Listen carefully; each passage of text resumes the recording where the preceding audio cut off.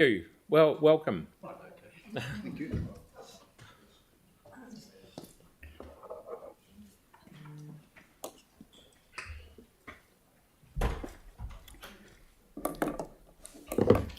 Jenny Huey, who is accompanying me, will be able to answer questions on environmental matters that I'm not able to speak to. Can you hear me? Yep, you're good. Yep. Well, oh, right. I've just apologised to you. I saw you walking around, but I couldn't find a park. Okay. It's really busy out there, yeah. And it's freezing as well. It's absolutely freezing. As I said, Mr. Mayor, Sorry. Hey, Jenny. Hi. we think the council on the whole is doing a good job. The city's running well. And your approval rating should be much higher than the 44 or 46%, whatever it is. But we think one of the reasons is that your communication isn't as good as it might be. And we suggest towards the end of our submission, you should have some clear performance measures that you can tell the public about. And make sure that you're proactive in this. When the matter of Littleton Harbour comes up, all we hear about is the fact that Corsair Bay isn't swimmable. Nobody tells us the council has spent I don't know how many $1 million piping the sewage out of the harbour. And of course the question comes up, if the regional council isn't testing it every week, the water every week, so it's swimmable, I think that's something the council engineers in the water services department can go down to very smartly for you. The other big thing we're saying in this submission is that we think you've got to be very, very serious about this objective of funding renewals or funding depreciation, which is sort of the same thing. You've had this proposal in your plan for several years, but you're not getting any nearer it, because each year you put off the evil day, as it were. And we would suggest that if you've got any spare money at the end of this plan process, when you come to June or whatever it is when you approve the annual plan, if you've got a bit of saved of spare money, a few million, put that into those renewals, funding the renewals, because you'll find in that way you'll actually succeed in achieving your goal. It's not an easy thing to do. We had that experience, Mary will remember this, back in the 1990s. But What did you say back in the 1950s? She was just as beautiful in those days, but a lot younger. We had an operating deficit in those days because the Council of Times decided to have a zero rates increase for 3 years, as a result of which the borrowing went up and so did the operating deficit. And we had faced having a rate rise of 13% in order to get back to funding depreciation. We did that over about 4 years, I think. It's not easy, but we suggest that you should make a real effort to do that, because most of you are pretty young councillors. You'd like to be on the council, I would hope, for another 10 or 20 years. And during that time, your life as decision makers will be a great deal easier if you actually bite the bullet and get that depreciation funded. You won't be using nearly so much money in debt servicing every year. We, in addition to patting you on the back, there are some things which we think you should do differently. And surprise, surprise. And one of them is housing. Really, in delegating housing to the Otautahi Housing Trust, you sort of absolved yourself of responsibility. But nobody can absolve the elected members of this city of responsibility for housing. And those of us who are older know that after the war, when we were desperately short of housing, we didn't have people sleeping on the streets. Nor did they sleep in cars, of course, because we didn't have them. But you'll have seen in the paper that the Auckland City Mission is saying that homelessness has increased since the government's policy of restricting access to emergency accommodation. The Wellington City Mission is saying the same, so is the Christchurch City Mission, and the Food Bank in New Brighton is telling us there's been a noticeable increase in homeless people coming to the food bank in the last few months. So we really think it's up to this City Council, as we say in our submission, to step up and do something about it. We make the comparison between the 638 million, whatever it is, on the stadium, and your virtually zilch contribution to housing. And we think that if people are going to sit in comfort on a cold night watching the rugby, you should be thinking of the people who are sleeping rough on that same cold night. We'll leave the rest for question time. Okay, righto. Jake and then Tim. Thank you, David. While I'm always inclined to agree with pretty much everything you say, I am interested particularly in social housing because we have a real challenge of we could put in money to build more houses, but it's that access to the government subsidy, the IRRS, that really holds us up. Do you have any solutions for that? And what's your view about having a ring fence around ratepayer contributions to social housing? I'm not sure about what you mean by the ring fence. For answer the first part of the question, I think you should go ahead and do it anyway. There are times when government subsidies are withheld. The National Roads Board, or Trans Fund, whatever they called it in those days, refused to give us a subsidy for that bridge in Anzac Drive. They would not give us any subsidy for completing that ring route. And so we said, righto, we'll do it ourselves. And we put it on the budget that shamed them into providing the subsidy. The other advantage of not accepting that subsidy from the government is that you've got control over who gets your houses. Currently, all the council housing, every social housing crisis is allocated through WINS. So you've got to sort of turn up as a poor person at WINS and beg for housing. Obviously, most of the housing available goes to the people at the very bottom, because as the housing has got more and more short in supply, so it's allocated just to the very worst, most desperate cases. I said to somebody the other week, a young man, well, he's not young, he was probably 40s, 50s, looking for housing. I said, well, if you were a solo mum sleeping under a bridge with 6 children, you'd get a house tomorrow.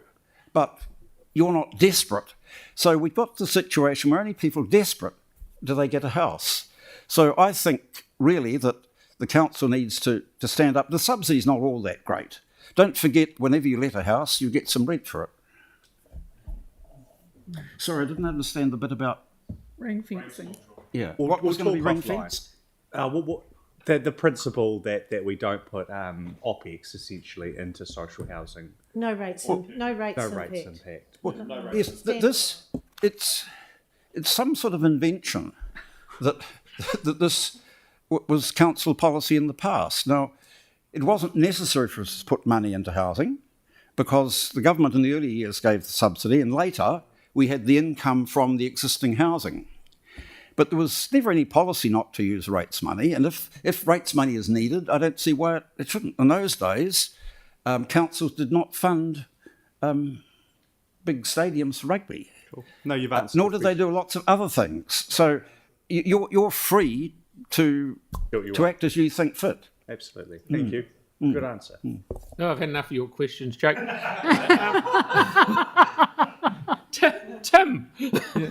Thank you. With housing, we're seeing, say, Spain recently, and we've had it in Italy, Portugal and other places, demonstrations about people now being, 3, 4, 5 generations of families being pushed out of the flats that they've rented for generations to accommodate Airbnb and tourism.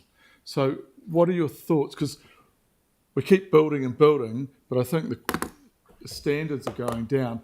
What are your thoughts with regards to banning Airbnbs? If we're needing housing for rental for our people and there's none available, so we've got to keep building and it's getting more expensive, what are your thoughts about that? I've read about it and heard that it's a problem in places like Queenstown. I didn't realise it was a problem in Christchurch, but I understood you were going to tax them or rate them in some way. That would act as a disincentive. But it seems to me the problem really with housing is that over the last 30 years, we haven't been building the housing for low-income people. We certainly haven't been building elderly persons' housing. There's about to be a tsunami of elderly people who are going to need rental accommodation in the next few years. We haven't been building, nor have we been building the family homes that the mayor's grandfather built. Yep. In their probably thousands, certainly in their hundreds, because the government had a policy of 3% loans, housing corp specification, and they built those houses for low-income people, and the councils built the flats for low-income elderly people. It was a great partnership. And it went on where the National Labour was in power. You're right, David. When I drove down Hay Street the other day, and when I was really little, I used to go out with my grandfather, and they were building right down one side of Hay Street. They'd turn around and come right down the other side, just one house after another. And we were those streets, and Merritt Beasley might have been the one next door, and Enterprise Homes were over there, and it was just constant building. Okay, Celeste, please. We've got one around housing. Another one is around the comment around the bridge, Anzac Bridge. You said that was the decision was made to forge ahead with that, despite the fact that there was no government contribution. Is that correct? It was. We tried to avoid putting rates money in, and when we were criticised for having housing, social housing, and a lot of people did criticise us for that, we pointed out we weren't spending rates money on it. But equally, I think we avoided lumping costs onto the housing. Sorry, this was. They paid rates. This is regards to Anzac Bridge. Oh gosh, sorry. Sorry, you mentioned just the fact that there'd been a decision around Anzac Bridge to progress that regardless of the lack of outside funding for that. Is that correct? Perhaps we did. I'll yes. come back to that one. I'll ask you about that later. Well, certainly, that principle I mentioned, what do you call it? Not trans fund. What do you call it? NZTA, is it today? Yes. If they don't stump up with funding, the council can show its resolution by putting it on the budget anyway. So we should just crack on and do things if they're important. Okay. And the question around housing was exploring other options. I was looking at the Joint Housing Action Plan. They were talking about things like inclusionary zoning and incentives to developers and so forth, like thinking a bit more outside of the box rather than sort of outsourcing those responsibilities, which I think you referenced in your... what measures would you support to increase the supply of housing to those in need? For instance, emergency housing, social housing, affordable rentals.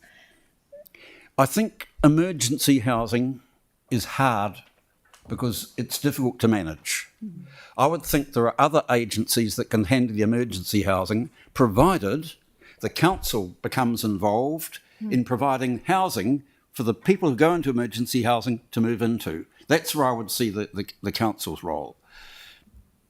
Thank you. Righto. Thank you. Now, we've got 3 more questions, but we're way over time, and I'm liking the look of my pillow. Haven't even started yet. But it's really good to have someone that was at the coalface back then who knew what, like you're walking history, David. You are.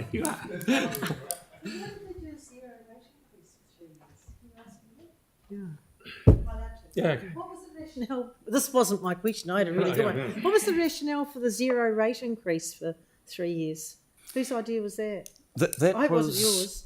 That was in 1989, the first council after amalgamation, where there was a significant number of people elected from the old Waimarie Council who made common cause over this policy with some of the citizens' councils of the time. I was the chairman of the finance committee, but I couldn't control the rate increase. And so I think it often happens that people who are not on the council imagine it's fairly easy to come in and slash expenditure and avoid rate increases. But once you're here, you discover that actually 20% is going in debt for servicing, about 15% in water, 15% on sewage, 25% on roading, whatever it is, and actually the discretionary amount is pretty small. And you think, well, we don't need the libraries. Well, ask the people who borrow books that. So it's your room for manoeuvre is very, very, very small. And if you look at, I think we mentioned this in our submission, rates as a percentage of GDP, according to Luke Malpass, was it? It hasn't changed over about 70 years, whereas the graph showing government expenditure as a percentage of GDP is way up high. Be good to know what inflation was at the time. Thank you, David. Thank you very I much. could listen to you for hours, but and Jenny too. You I just wanted to didn't finish- shut up, did you? I just want to finish by making sure that you're keeping on going with the living earth, getting rid of the odour and getting that plant gone. I know it looks like you are, but make sure you're keeping on doing it because, you know, it's the best thing that's happened for those residents down there. So you have to be congratulated for that too. But just get on with it. Anyway, thanks very much for listening. Good on you. Cheerio. Thank you. Righto. So George is on the telly.